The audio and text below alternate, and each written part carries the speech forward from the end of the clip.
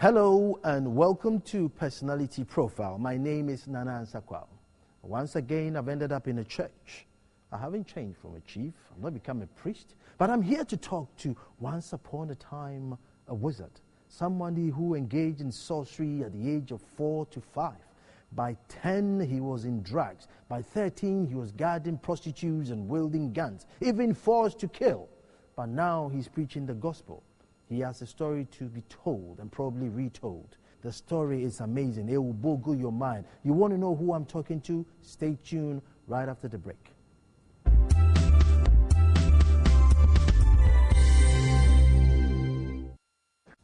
Well, hello and welcome back to the program. And as I said in my intro, this is a man who has a story to tell. I'm here to speak to Bishop Curtis, Earthquake Kelley. Bishop, welcome to the program. Thank you, Nana. Thank you for having me. You're welcome. Now I know, you click. Yeah, a little bit. A little something.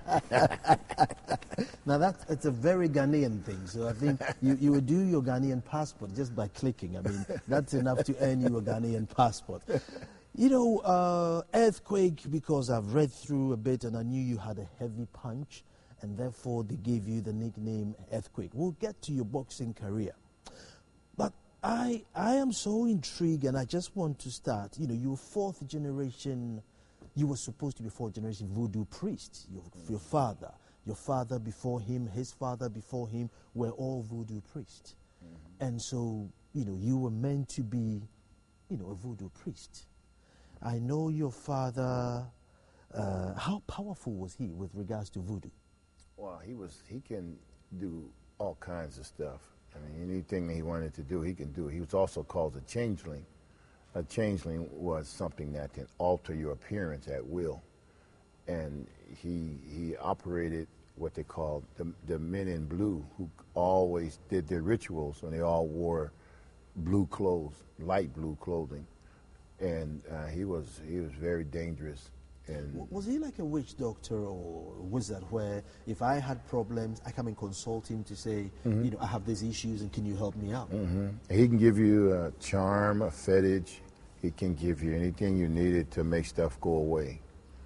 And the people that worked with him could do the same.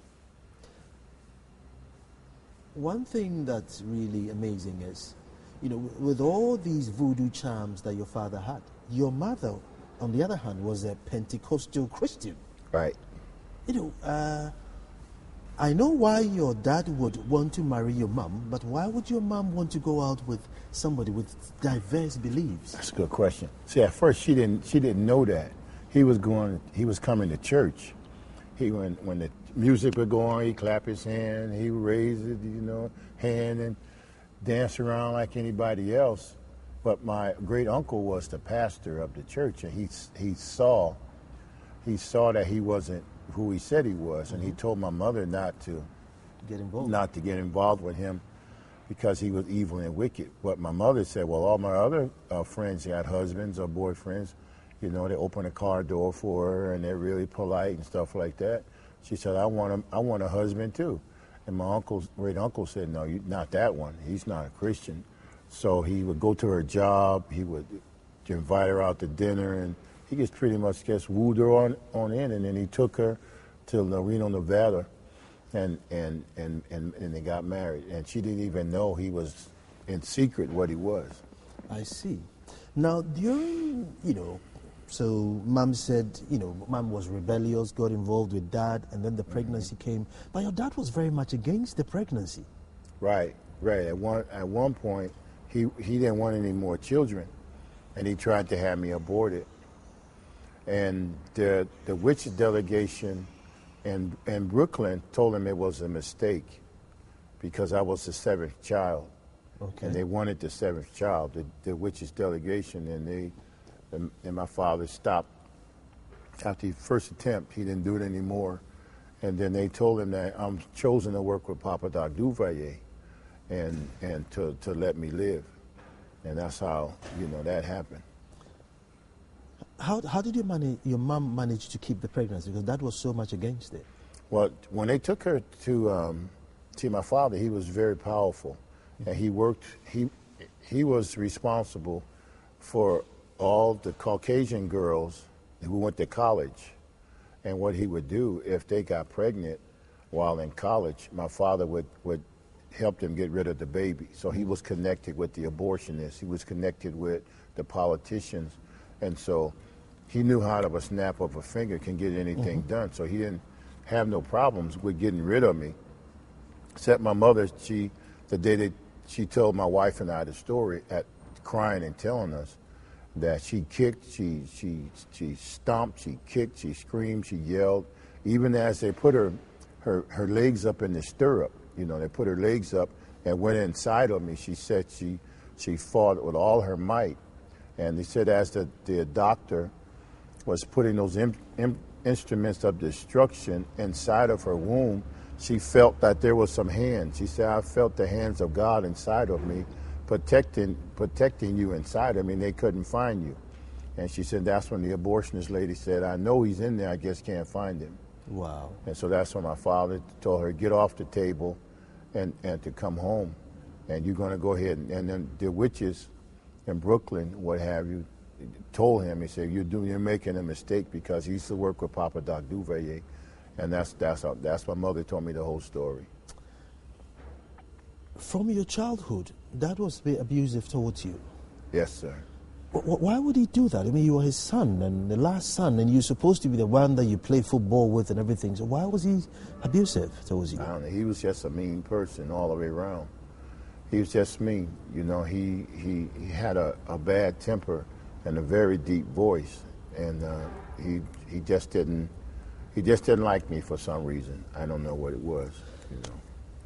Another thing which is amazing is at age 5, you see Grandma whisper some words and do a charm, and then bang, falls a big man. Yeah. And you think, I want to do that. Yeah. She was powerful too. My grandmother, she was powerful. She worked a whole different type of stuff than my father. And she was word curse. She would say things and things would happen. And I watched her one time put a curse on a man, and he fell over, and I think he died. And they were having an argument, and she did the witch's silhouette, the devil's silhouette. I'm not going to show you what it is, but it's the devil's silhouette. I want to live through this interview. Yeah.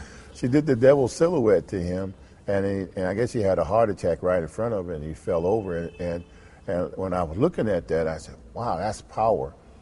So when I did the same thing,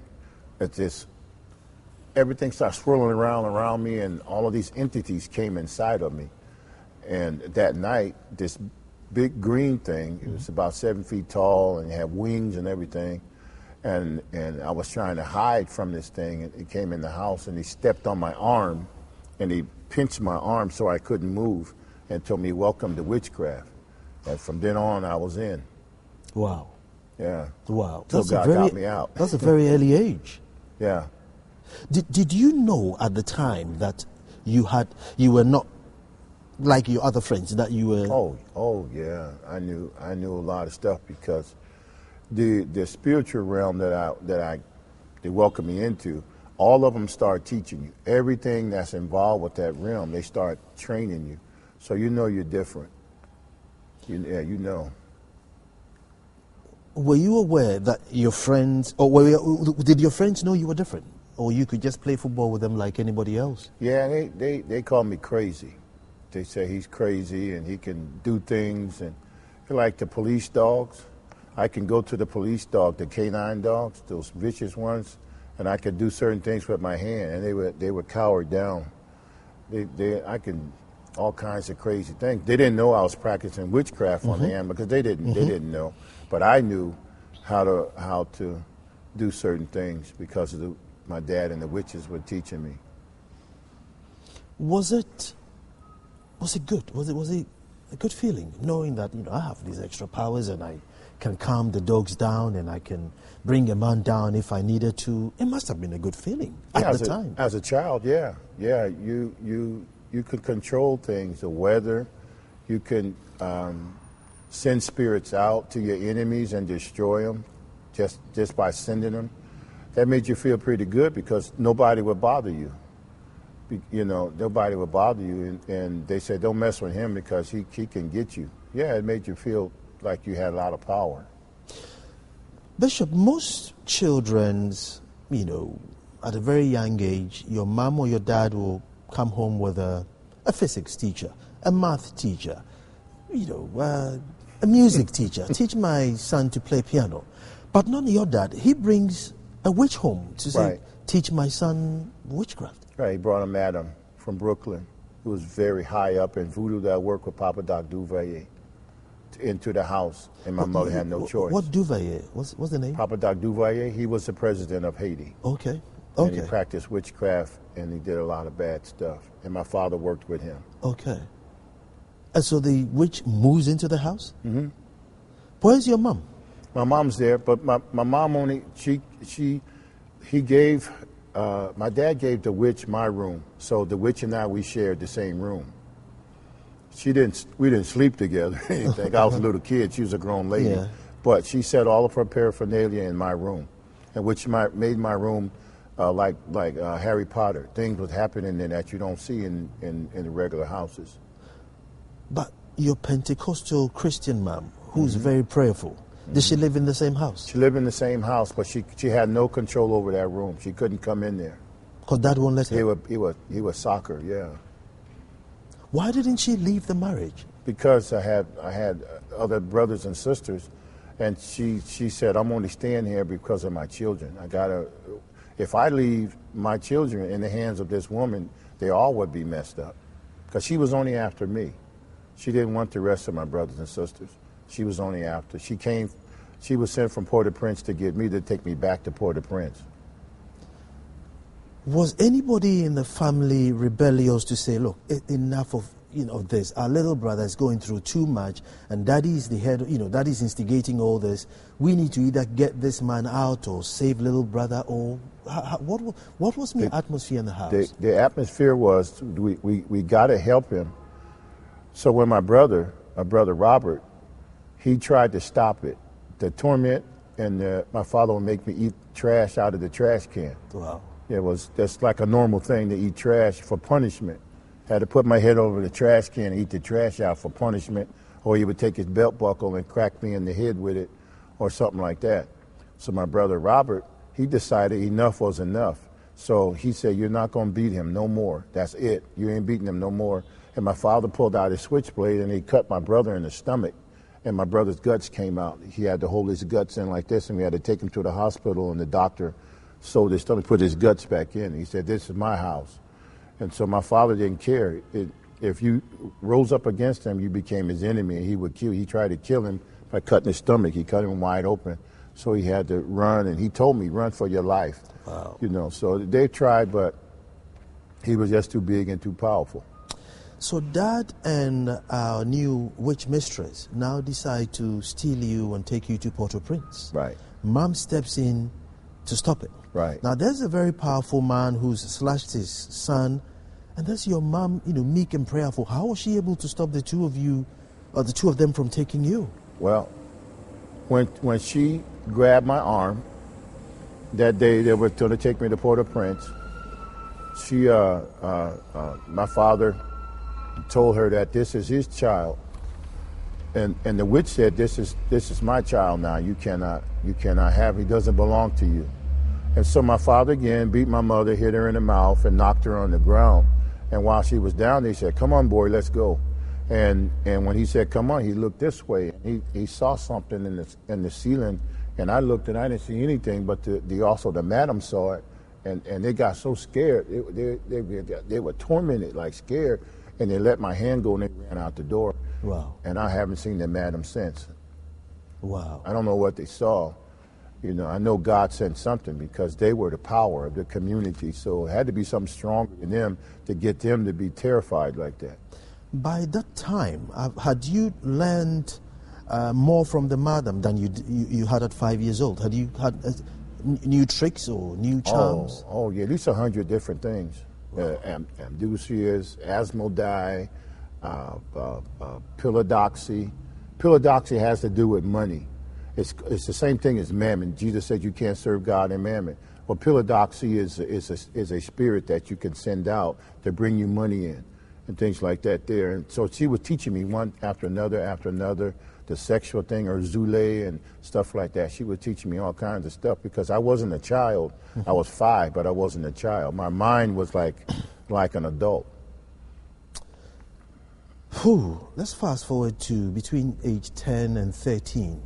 By the time you are a gun-wielding man, you were literally looking after prostitutes. Right. Engaged in drugs. Right. That was a young age. Right.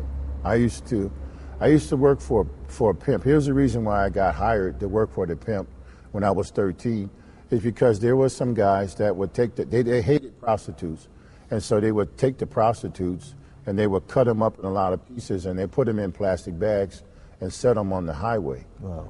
And so the pimps know I was crazy and I was fearless. They said, "How about we hire you to go with the prostitutes to all their calls?" Mm-hmm. So at 13, I said, "Why not? I ain't doing nothing else, getting in trouble anyway." So all of these big, beautiful women, I had to go with them to protect them. And the problem was I had to sit there in the room as they would go through the process of having sex with all the men. And I saw one particular prostitute have sex with 5 men at one night, different men, and I had to collect the money and give it to the pimp. And one time the guy decided he wasn't satisfied, he wasn't going to pay, so I had to shoot him. Wow. Hardest thing to do as a child is shoot an adult, but you had to do what you have to do. Wow. So it was getting to my brain that I was living so hard at an early age that I thought I was really going crazy. Wow. To have to shoot people and all those different things.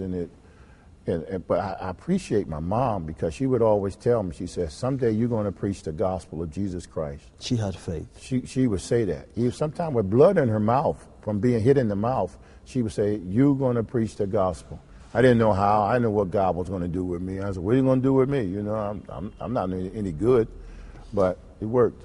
I'll move forward to age 15. You're a bit too young to, your brothers won't let you indulge in heroin because you were too young. Mm-hmm. But these demons teach you a cocktail which is going to give you the ultimate high. Right. And you, obviously, some of the cocktails that you put together is lethal, cocaine and tablets and this, and then you wash it down with beer, and then what happens? Then overdose, right. Wow. In the bar, overdose. Some spirits came out of the ground, they all grabbed me, and they had me by my mouth. Wow. I had my mouth, and so I ran to my brother and I told him I was ODing, and they didn't like the idea that I was messing up their fun there at the bar, so they took me home because I knew if I get to my mother that those spirits would leave me alone. So I have my mom would anoint my head with oil and get these things off of me.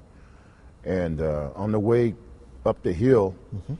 they came through the body of the car and grabbed me they snatched me by my mouth again, dragged me down to the pits of hell. I don't know why they wanted my mouth all the time, but that's what they would grab me in my mouth, and they would drag me to humiliate, I guess, because I was putting spells on people with my mouth. I guess that's what the door was open, so that's where they grabbed me, and I was down there being tormented by all kinds of evil spirits. And the thing that hurt me the most was they were saying. Now, when you say hell, are we talking the devil's hell? The devil's area where he torments souls. That's where I went. There's an actual place of torment for lost souls, and that's exactly where I went. I want to know what it feels like there. How horrible is it? Are they people? Are they screams? Screams, yells. You hear screams of people in so much torment. It's just like they're just being ripped apart nonstop, 24 hours, 7 days a week, and I was down there in the midst of all of that. I couldn't help them, and they couldn't help me. There's just too many spirits it is a place that nobody should go to. Even your worst enemy shouldn't be wished to go to that place. It's a horrible, by this nonstop. time you're dead. Mm-hmm. What happened? You had a second chance? Yes. Some hands of light came down into that pit. I saw it coming, and those spirits saw it, and they looked up, and they started screaming, "No, he belongs to us. He belongs to us." And the hands kept coming and grabbed me by my shoulders and pulled me out of the hands of those spirits. And I started seeing myself go up, and I saw the car, and then they put me right through the car and put me back in my body, and I sat up, And it says, because of your mother's prayers and because you were chosen to do a work for the kingdom of God, you were spared. And that's what happened to me. It was a real experience to happen. I wasn't asleep. It really happened to me. One thing about mothers, isn't it? If you're a mother, do not stop praying for your son, because on that dying moment, somehow the mother's prayers seem to get to heaven quicker than the father's. So all mothers watching, keep praying. But you come back and your sister takes you to church. Right. But you don't stop because you have a big heist coming. Right. I want to hear that. Right. We had a drug deal set up, and I had a girlfriend at that time, and she knew I was very liberal, that I gave a lot of money, and she said she found out my sister was trying to take me to church, and she said, you can't go to church and get saved because we got the shipment coming in from Chicago, and I was a cutter. You know what the cutter is. I'm the cutter in the gang, so to speak, and mine was $1 million.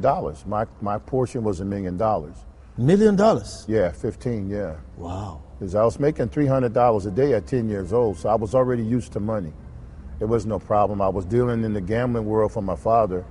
I always see money with the gamblers and stuff like that, and the prostitutes, and so $1 million is just more zeros. Wow. So the girlfriend, she was saying, you can't go to church. You can go to church. And she said, if you go to church, I'm going to close my legs up and you'll never have me. You used anything she could to keep me from going to church. And so I said, I'm not going to get saved. I'm just going in there just, tell my sister. Keep everybody happy. Yeah, satisfy my sister. So I went the first night. She said, I tell you what I'm going to do. I'm going to go to church with you, and I'm going to stand outside the door to make sure you don't get saved. And if you go down in that altar, I'm going to grab you by your arm and pull you out the door. That's how she didn't want to lose that money. She was going to pull me out of the altar. How dare her pull me away from the altar? No, there's $1 million at stake. $1 million, yeah. So she was serious. And so I went back the next night. She came, stood outside the door, walked back and forth looking in.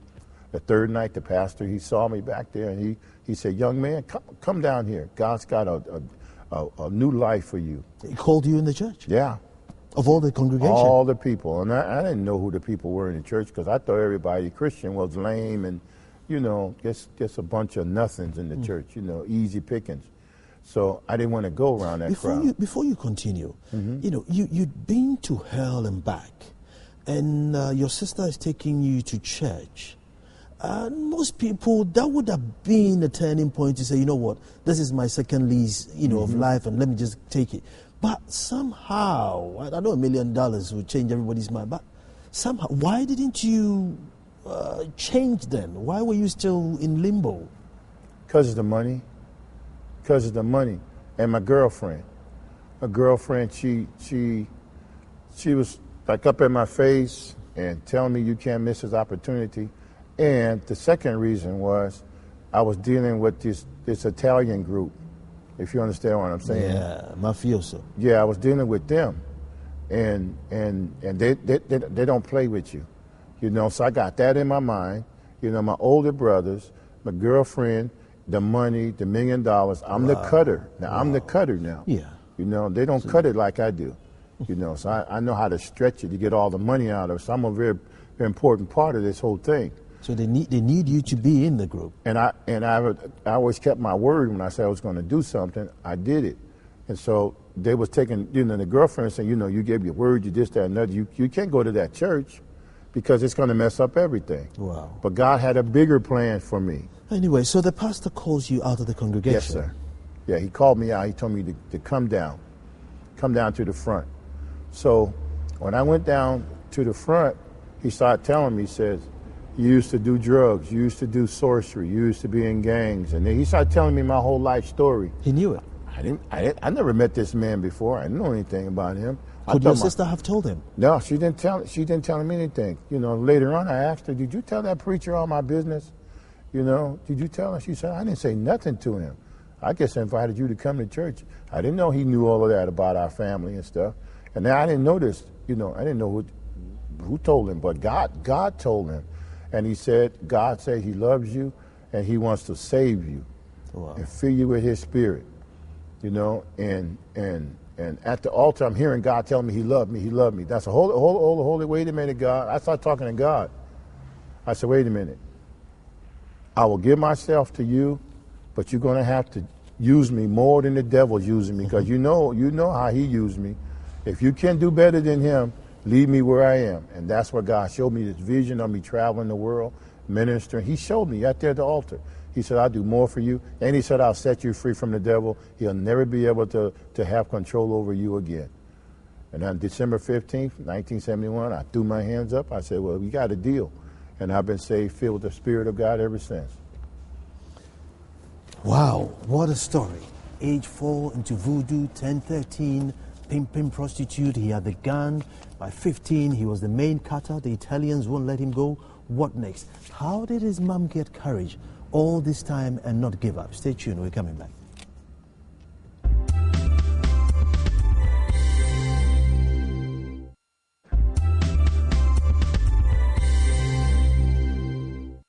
Well, welcome back. I hope you are amazed just as I am sitting here with the bishop, but enjoying it, and most importantly, taking a leaf out of this wonderful book.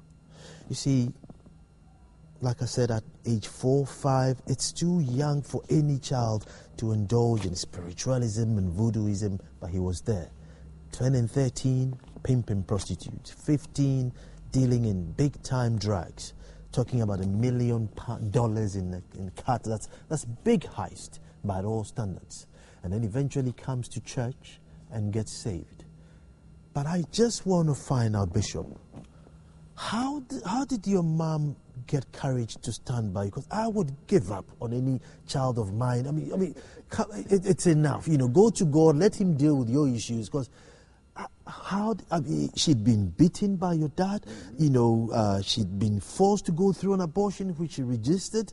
And there is you, the most ungrateful kid, you know, jumping up and down, dealing with every illegalities, but she still believed that there's something good in there. Yeah. How? She said God told her that there was something in me, and for her to fight for me and don't give up, don't quit. And that's what she said. She said, I don't care. If he would have taken my last breath would have been that God's going to use you. And I said, wow, Mom, you went through a lot. The lady living in the house, you got to deal with that. And plus you had 10 other children to deal with. Exactly. And they were also doing things too.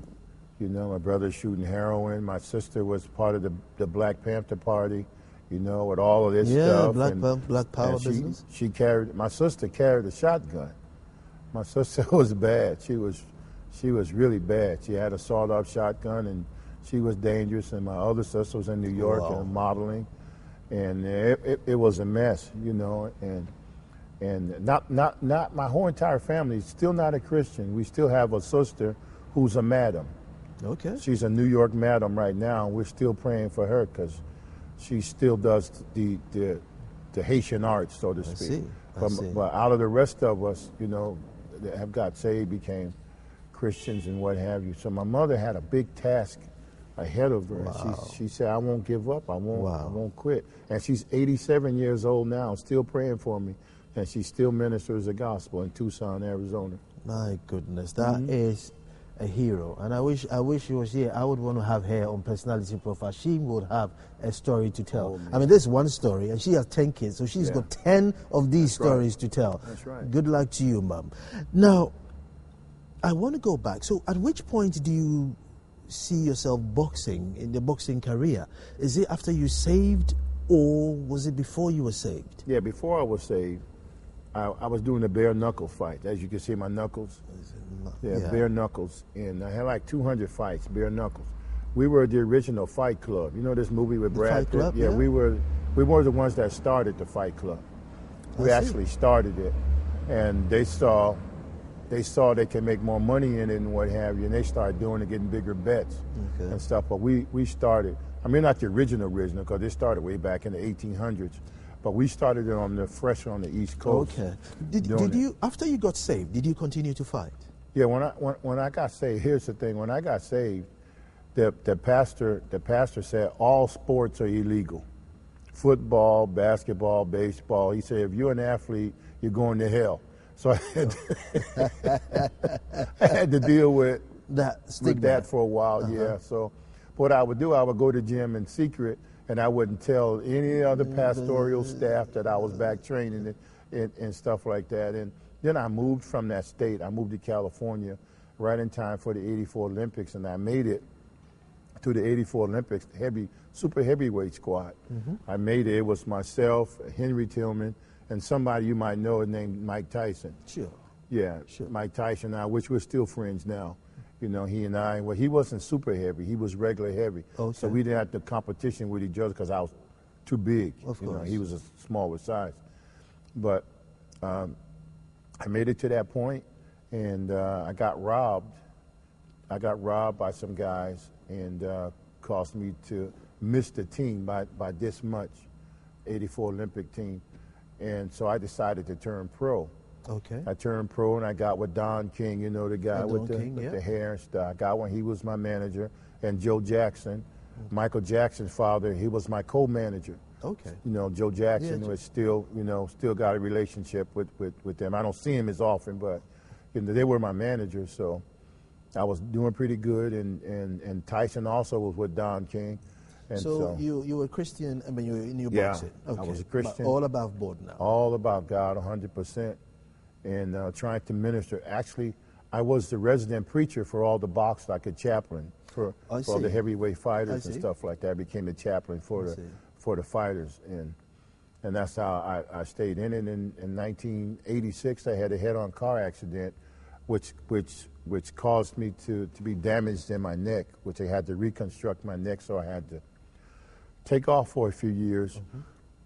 But George Foreman and I, we used to be prayer partners on the phone. Okay. And he talked me into, he said, you need to come back. And I told him about the damage on my neck, and I don't know if I can still do it. He said, well, I'm going back and I'm going to be champ. He went back and he beat Michael Moore and became champ. And so I went down to Don King and I asked Don King, hey, you think I can come back after being off for a while? He said, come on back. Look what George did. You know, so I came back and I had 2 fights. And I lost my last fight in 2001, which is another big story. And that's when my wife said, no more, baby. No more fighting for you. No more. I go back to wife. So by this time, you have your wife, you have your family, and you do the one honorable thing where you open your house out for people who are homeless and doing drugs, so you care for them. And that's a very humble thing for everybody to do. I mean, were you not worried about that caliber of people coming to your house? You know, because you've been there, you know these sorts. They might not even change, but you did. I mean, how did you do that? From 1981 to 2001, we took in over 50 people of all colors to stay in our home, and black, white, Spanish.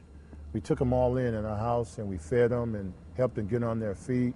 We've had famous actors that you see on TV who were dealing with some situations, and we let them stay in our house for a long time.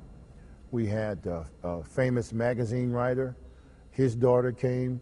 We had, because people knew, because of my boxing, they knew about me, they knew a humanitarian thing we did. So they would send people to us. It wasn't just somebody we ride down the road and say, hey, come on. You know, no, we didn't know. It was mostly people. Word of mouth and the word of mouth, yeah, with a good record, you know, because people are rapers and murderers, and we don't want that in my house. Of course. You know, but we had people still had serious problems, and we were able to help them get in college and everything. There's you in the kitchen, you know, having a spar with Scott, your son. God bless his soul. And you know, just having a spar, and an incident happened. But I want you to tell the story. Oh, sure. You know, he would come up to me, and he would come on, Dad, let's box. See what you know, you're an old man. You know, you can't do nothing no more. You know. And he would try to hit me, and he couldn't hit me. You know. And I saw the old man still got it, huh? And I would snap him back there and hit him and uppercut, combinate on him, and he could never hit me. He said, "When you I'm gonna get you, Dad?" I said, No, I'm old, but I can do it. I can still got it, you know. But after we were doing that, about 10 minutes, we was messing around and playing around and stuff like that. He stopped and he grabbed me. He started hugging me real tight. And of course, I'm thinking, you know, sometimes my wife said, she said, babe, you're a little heavy-handed, you know, hit these boys and hurt them, you know. And sometimes I'd be reminiscing back in the day, you know. And so I socked him in the rib a couple of times, and he grabbed me, and I thought that I hurt him. And he said, "No, Dad, you didn't hurt me. I just want you to make me a promise." Then I said, "What happened? Somebody did something to you? Why are you crying? Somebody did something to you at work or something like that?" He said, "No, Dad, I'm fine. The job is good." You know, he said, "I want you to promise me that you'll never stop preaching and deliverance, and you'll never stop taking in people that need your help." Out of nowhere? Out of nowhere. We boxing. We having fun. He just stops and starts crying. And I'm like, "Son, Mom and I are never going to stop helping people. What's the matter with you?" He said, "Just promise me. Just promise me, Dad." He was hugging me tight. He's pretty big, too. Okay. And he's hugging me tight, and I can hardly breathe. And that's hard to get me where I can't breathe because, you know, I know how to, maneuver to breathe because being in boxing and stuff. But he's hugging me. I can't hardly move. And he's crying. I said, "What's the matter with you? What's wrong?" He said, "Just promise me that you won't stop helping people." I said, "Okay." And when I told him, "Okay," then he let me go, and he started running out the room. And so I went out there to see where he went. He ran clean outside. And so he ran past Mom, and she said, "Did you in there hit him too hard?" I said, "No, we was only having fun. I didn't hit him too hard." She said, "Well, why is he crying?" You know, and I said, "I don't know." And I told her what he told me, and she was just mystified too. She said, "That's not like him. He wasn't a crybaby. Okay. You know, he was a tough guy. guy. You know, he was a lifeguard for the neighborhood pool, Okay. so he can pull you out of it. It's big, you know." So the next day I had to go to Las Vegas and preach. I didn't want to go. I felt really uneasy. I didn't know if it was him or whatever. I didn't want to go, and the other bishop said, "Come on, Bishop, you got to go. You got to go. You got to go." I said, "No, y'all just go ahead without me this time. I'm not feeling it." They said, "Oh no, you got to go. You know, you're on schedule to preach." So it's only 3 hours ride. So I got in the car and went with him, and all the way down there, I'm feeling uneasy. So I get to the hotel, put my suitcase down. I get on the phone, and it's my daughter Zena, Scott, and everybody. It's like 5 phones in my family. Everybody's real close knit, and I can't reach nobody. And so I tell the other bishops, and I said, "That's not like my family. I can't reach anybody." And so I call again. I had some of them help me. I said, "Call this number. You call that number. Got to find my family. Something's not right."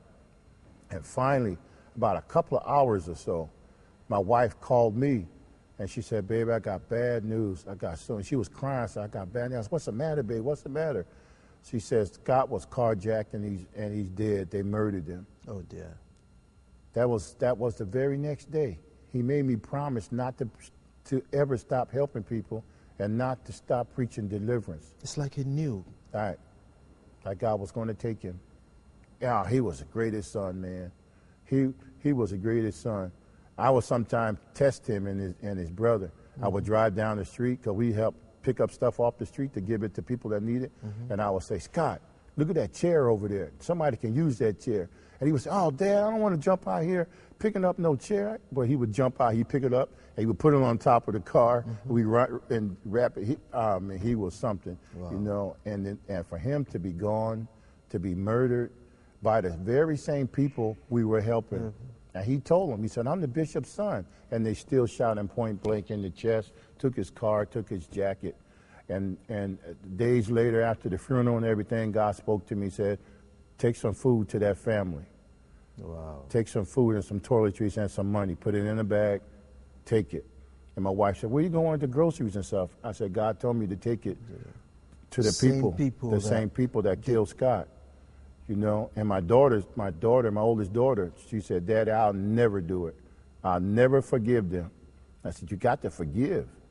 You got to," she said, "Dad, I'll never forgive them." And I'm still working, asking God to touch my daughter because she still got this resentment of that family. But God told me to take the groceries. So I went down there and I knocked on the door. And when they saw me with all of this stuff, they said, "You would do this for our family after our family murdered your son?" And I said, "Yeah, because of the love of God." And I gave them, and they took it with tears in their eyes. I had to walk away and start crying myself. Wow. And I said, "God, what are you doing here?" God said, "I got a plan.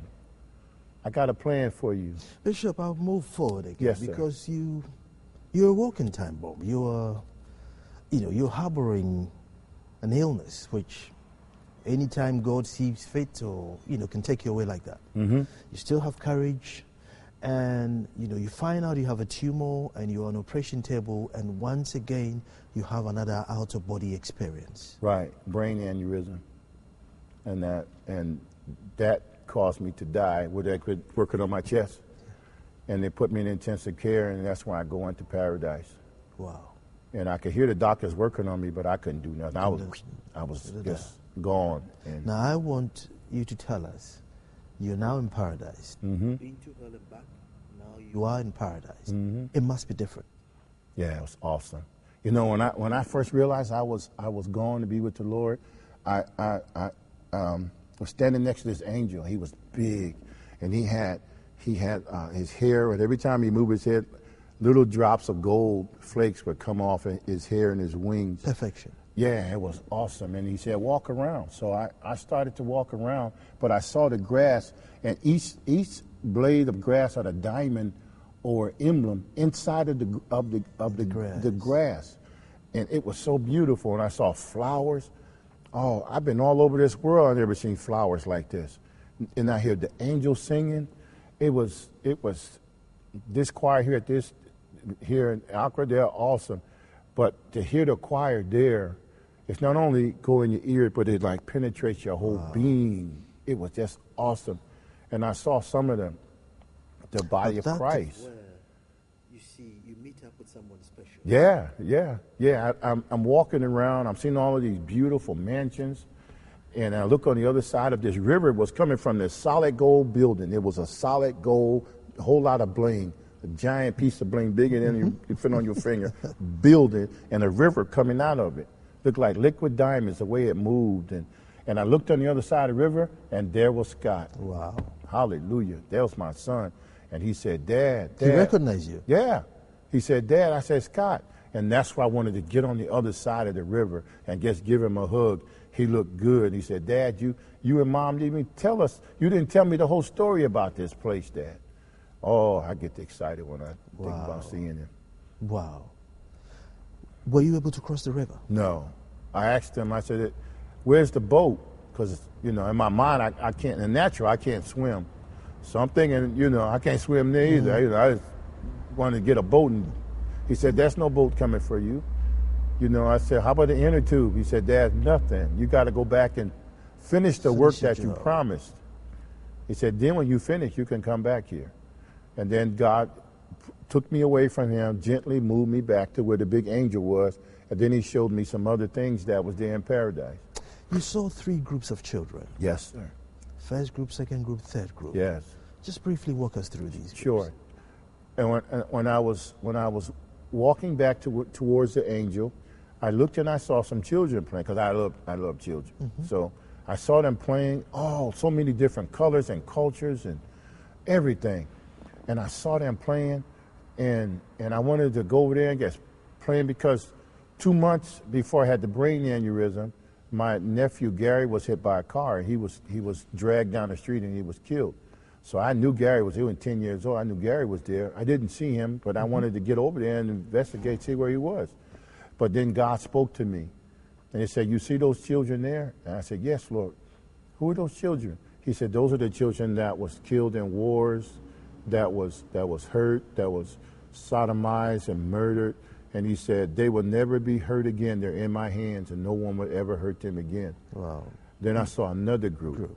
I saw a second group, and God told me, you see that group right there? He said, those are the group of children that I sent to the planet to do a work for me. And because of the hardness of man's heart, and because of sexual sins, they aborted them and sent them back. And that's why he started. I could hear his voice change, like he was starting to cry. With emotion. Yeah, he was. It hurt God so much. Because we don't associate emotions with God. Right. You don't associate him. Go big God and mighty. throwing lightning bolts at everybody and stuff like that, and turning the world upside down and flooding everything. Yeah, he's that too. But he's a God that cares. He's moved. He hurts. And abortion to him is it hurts him to his heart, to where tears would come out. And I heard his voice change when he was telling me about the abortion issue. And I have a niece. She was going to have one abortion. She said, Uncle, I was going to have an abortion. So I went to this abortion clinic. And when I got there was a lady sitting next to me, Uncle, and she said, "This your first time?" And she said, "I was so nervous." She said, "Yes, it's my first time." She said, "This lady told me," she said, "Uncle, this lady told me," said, "nothing to it. I've had 25 abortions, nothing to it." She said, "That scared me," so she ran out of the abortion clinic. Wow. Never went back. The lady is having 25 abortions, going to be her 26th abortion.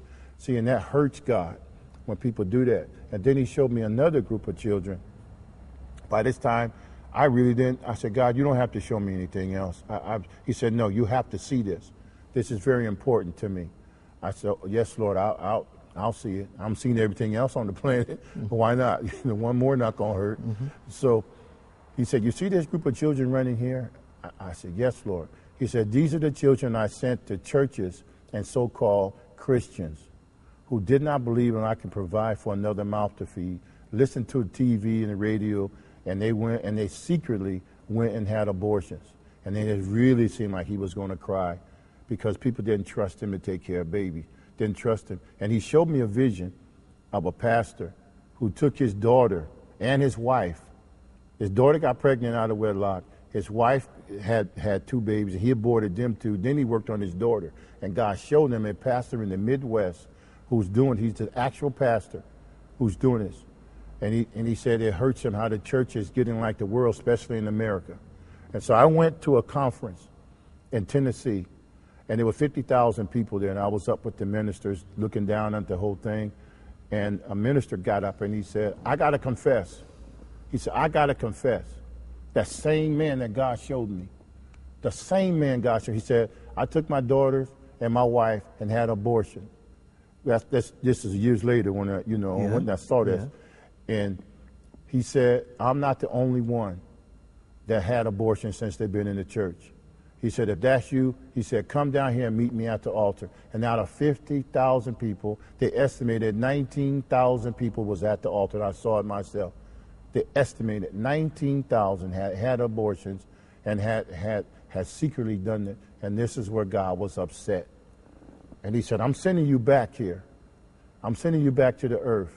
I said, "God, I don't want to go back here and leave all this." He said, "You got to go back. I'm giving you a message." He showed me so much stuff. That's why I put in my book, Bound to Lose, Destined to Win.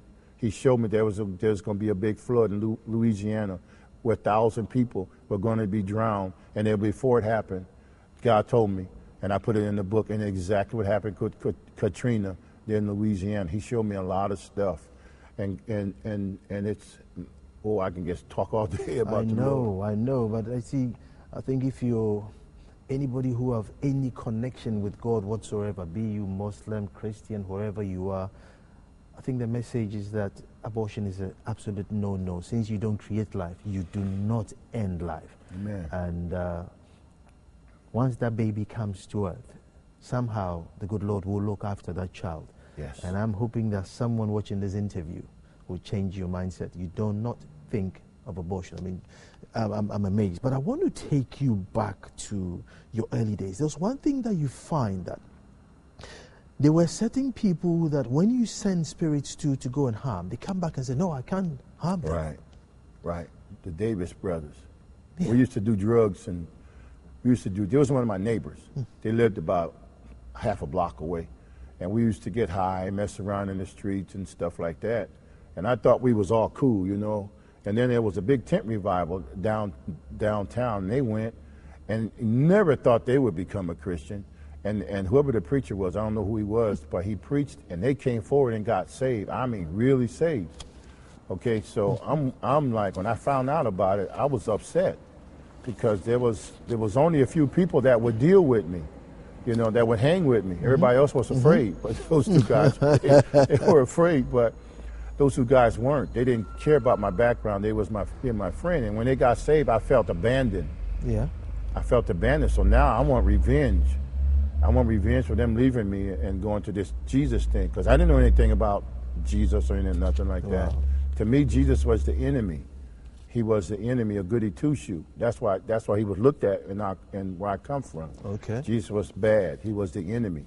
He's not now, thank God. But I didn't know then. I was taught wrong. And so when they became part of this Jesus thing, I'm going to put a curse on them because I knew how. So I told these spirits, I said, you go and curse them. I started out different steps. I'm going to try a small spirit first and then get a big one. If the small one don't work, then I'm going to send the next one. That's how it's done in voodoo. Okay. You know, you try something, that don't work, you try something else. Yeah. And so I sent the small one, and it came back, and it said, I can't do nothing to him. They're protected. So I got upset, and I sent another one. I said, you go, and don't you come back here unless you destroy them. And he went, and he came back to me. The evil spirit came back to me, and he said, oh no, can't do nothing to them. So what I did, and I did it at least 2 times in my life, what's called astral project, where you can actually step out of yourself and go different places. Mm-hmm. You know, there's a lot of people that do that. I won't mention the name or nothing, but there's a lot of cultures that know how to do that. And so I did that. And so when I went and I found out where they were, there was these big, tall, 8-foot tall angels walking around them with flaming swords in their hand, protecting them.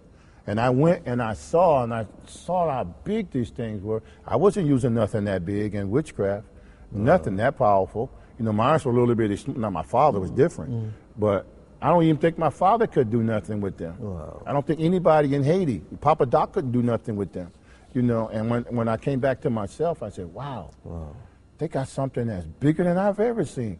These big old things, you know, with swords and flames and stuff. And that's why I see that those spirits I sent couldn't touch them. And so, but the bad part about it is that those guys backslid, left the church, and started going back and got worse. 7 more spirits got in them. Now they're smoking drugs and doing everything else. And I haven't seen them in years, but I was like, why would you be this close with this kind of protection? And then leave it. And then leave it. Do you know what you have? Bishop, before we end this interview, I want to find out, with all these spirits and everything, in 30 seconds, how were you able to break up and go to the Lord? Are they still lurking around waiting for you, or you completely done with them? Oh, no. They try to get me everywhere I go. Everywhere on this planet I go, they try to get me. They attack me with cancer, heart trouble. They have attacked me in different kind of things, but God always makes a way of escape. 10 seconds, that's your camera. Tell somebody watching what to expect from the Lord. Jesus loves you. He loves you. If you give your life to him, he would change you. He would turn you around like he did me. You could be worse than me or better than me in the world. It doesn't matter. Jesus said, I am the way, the truth, and the life. No man can come to the Father except through him. He loves you. He will save you if you repent and turn your life over to him. Folks, you've been watching PM Express Personality Profile. My name is Nanan Sakwa. I've been talking to Bishop Earthquake Curtis Kelley, and what a life story. Next Friday, we'll be back to do it all over again. Thanks for watching.